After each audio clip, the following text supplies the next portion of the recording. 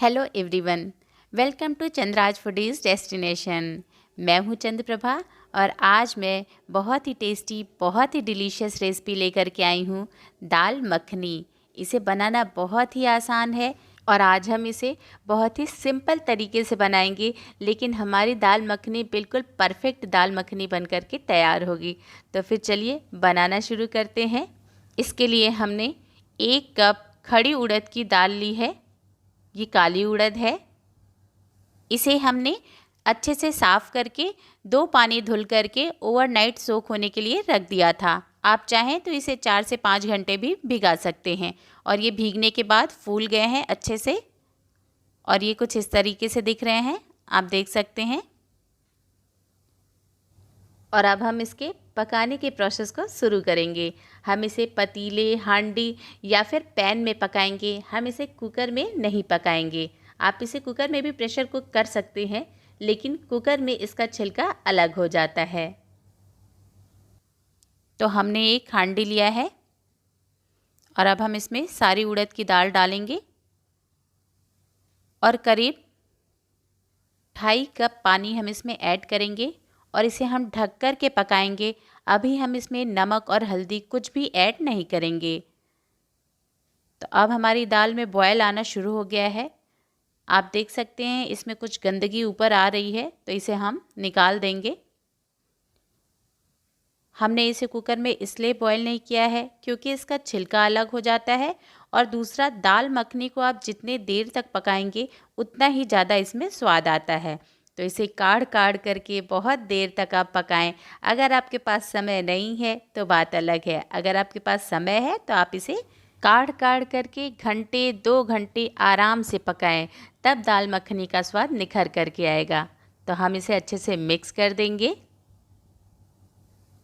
अब हमारी दाल मोस्टली पक गई है। आप देख सकते हैं इसका पानी काफ़ी ज़्यादा कम हो गया है। तो हम बीच बीच में दाल को ऐसे ही मैश करते रहेंगे और बिल्कुल लो फ्लेम पर इसे पकाते रहेंगे। अब जब दाल मोस्टली पक गई है तो अब हम इसमें मक्खन ऐड करेंगे, यानी कि बटर, करीब 1 टेबल स्पून। हम दाल मखनी बना रहे हैं तो इसमें मक्खन यानी कि बटर का इस्तेमाल तो बहुत ज़्यादा होने वाला है। जैसे ही दाल थोड़ी मैशी होनी स्टार्ट हो जाती है, इसका मखनी प्रोसेस भी होना शुरू हो जाता है। अब हम इसका तड़का बनाएंगे। तो हमने एक पैन लिया है और इसमें करीब 2 टेबल स्पून घी डाला है। इसे गर्म होने देंगे और जैसे ही हमारा घी गर्म हो जाएगा, हम इसमें भर करके 1 टेबल स्पून अदरक लहसुन का पेस्ट डालेंगे और इसे अच्छे से भून लेंगे। अब ये पेस्ट अच्छे से भून गया है तो अब हम इसमें कश्मीरी रेड चिली ऐड करेंगे। हमें इसे करीब 2 टेबल स्पून ऐड करना है क्योंकि दाल मखनी का कलर इसी से आएगा। और इसे अच्छे से मिक्स करने के बाद हम तुरंत ही इसमें करीब 2 टेबल स्पून पानी ऐड करेंगे और इसे अच्छे से मिक्स कर देंगे। हमने पानी इसलिए ऐड किया है जिससे कि मिर्ची हमारी जले ना। तो हम इसे अच्छे से मिक्स कर दिए हैं और अब हम इसमें डालेंगे टोमेटो प्यूरी। ये बिल्कुल फ्रेश टोमेटो प्यूरी है।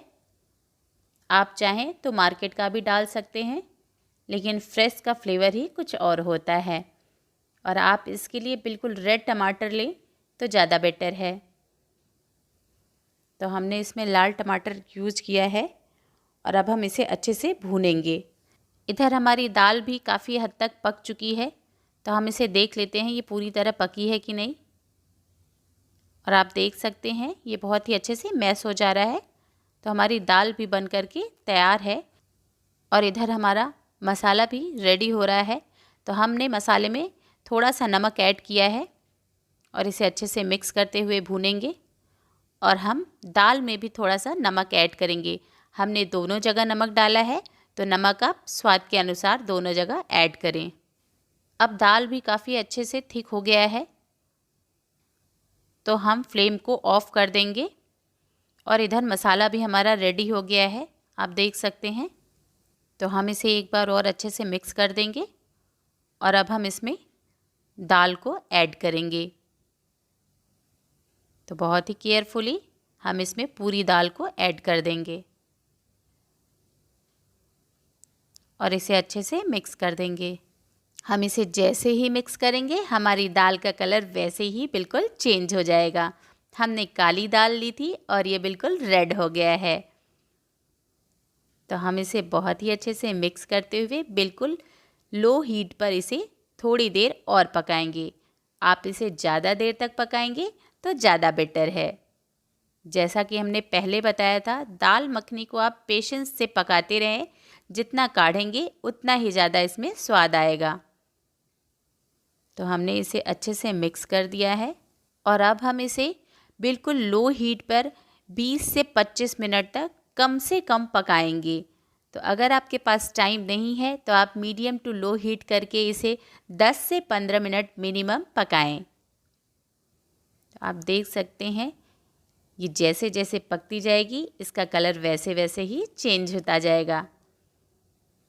तो करीब 15 से 20 मिनट हो गए हैं और आप इसका कलर देख सकते हैं, इसका टेक्सचर देख सकते हैं।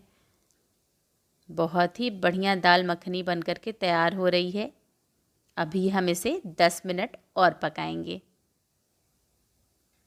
तो अब आप देख सकते हैं 10 मिनट और बीत गए हैं और दाल मखनी का कलर बहुत ही परफेक्ट आया है। तो हमारी दाल मखनी रेडी है, लेकिन अभी इसे मक्खनी लुक देने के लिए मक्खन डालना बहुत ज़रूरी है। तो हम इसमें करीब 2 टेबल स्पून मक्खन ऐड करेंगे और इसे अच्छे से मिक्स कर देंगे। दाल मखनी बनाते वक्त आप मक्खन डालने की कंजूसी ना करें, नहीं तो दाल मखनी का फ्लेवर उतना बढ़िया नहीं आएगा जितना कि दाल मखनी का फ्लेवर होना चाहिए। तो हमने इसमें अच्छे से मक्खन डाल दिया है और इसे मिक्स करते हुए 5 मिनट और पका लेंगे।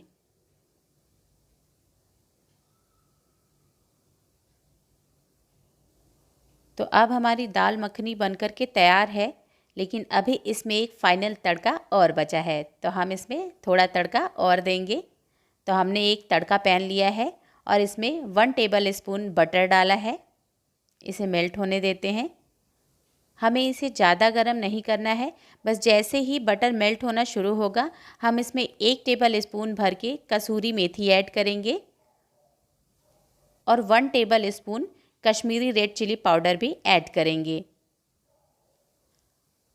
तो अब हम इसमें 1 table spoon Kashmiri red chilli powder add करेंगे और इसे अच्छे से मिक्स कर देंगे।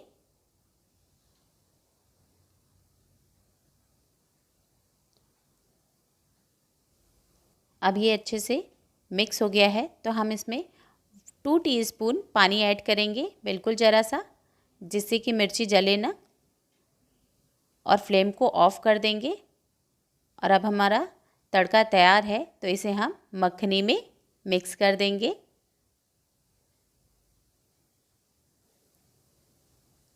तो हमने इसे बहुत ही अच्छे से मिक्स कर लिया है और अब हमारी दाल मखनी बिल्कुल बनकर के तैयार है। हम इसे एक सर्विंग बाउल में निकाल लेंगे। आप इसका टेक्सचर देखिए, बहुत ही बढ़िया बनकर के तैयार हुई है। इसकी थिकनेस देख सकते हैं आप, इसका कलर देख सकते हैं और इसे हमने बहुत ही सिंपल तरीके से बनाया है। तो अब दाल मखनी बनाना बहुत ही ज़्यादा आसान है और अब हम इसे थोड़े से क्रीम और बटर के साथ गार्निश करेंगे। और ये लीजिए, दाल मखनी सर्व करने के लिए तैयार है। इसे आप रोटी, नान, पराठा या फिर चावल के साथ एंजॉय कर सकते हैं। तो कैसी लगी आपको मेरी ये रेसिपी? अगर रेसिपी पसंद आई हो तो इसे लाइक करें, ज़्यादा से ज़्यादा शेयर करें और मेरे चैनल को लाइक, शेयर और सब्सक्राइब ज़रूर करें। और बेल आइकन को प्रेस करना बिल्कुल मत भूलिएगा, जिससे मेरी आने वाली नई वीडियोज़ आप तक सबसे पहले पहुँचे। मैं आपके लिए ऐसी ही सिंपल, टेस्टी और डिलीशियस रेसिपीज़ लेकर के आती रहूँगी। तो फिर बने रहिए मेरे साथ मेरे चैनल पर। मिलती हूँ अगली वीडियो में, तब तक के लिए थैंक्स फॉर वॉचिंग।